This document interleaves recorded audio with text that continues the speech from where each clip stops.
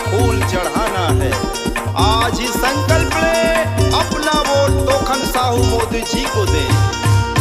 सुन लो दीदी औ भैया, कमल छापला जितैहा तोखन भैया के। लोकसभा के प्रत्याशी सरल मृदुभाषी तोखन भैया है। सुन लो दीदी औ भैया, कमल छापला जितैहा तोखन भैया के। लोकसभा के प्रत्याशी सरल मृदुभाषी तोखन भैया है। संगी जुर मिल के करिहा मतदान, हाँ करिहा मतदान तोखन भैया ला।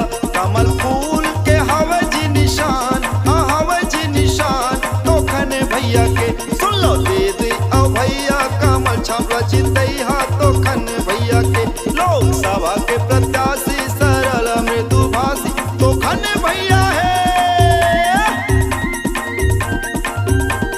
400 पार मोदी की गारंटी में नारी शक्ति को मिला सम्मान। महतारी वंदन योजना से प्रदेश की महिलाओं का बढ़ा आत्मसम्मान। आत्मसम्मान तो याद रखें, कमल छाप कमल छाप।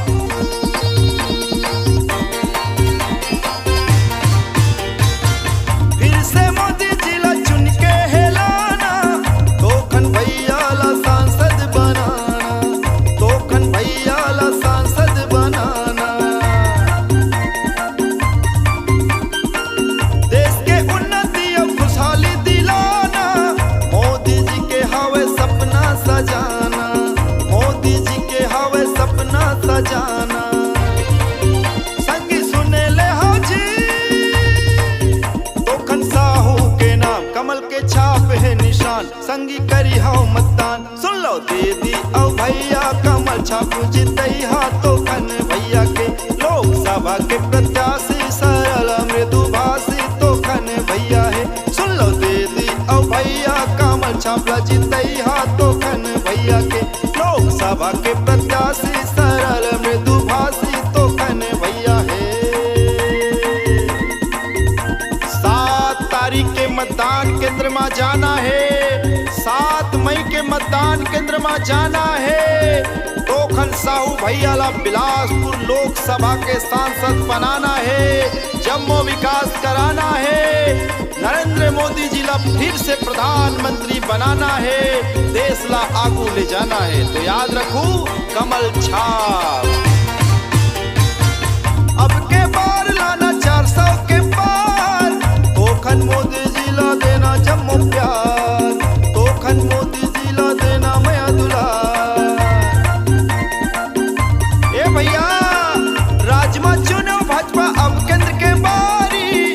कमल छाप के जिकर लो चिन्हारी। कमल छाप के जिकर लो चिन्हारी।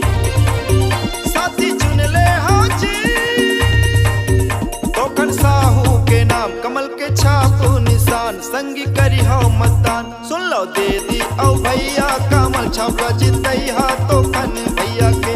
लोकसभा के प्रत्याशी सरल मृदुभाषी तोखन भैया के। सुन लो दीदी औ भैया, कमल छापला जितैहा तोखन भैया के।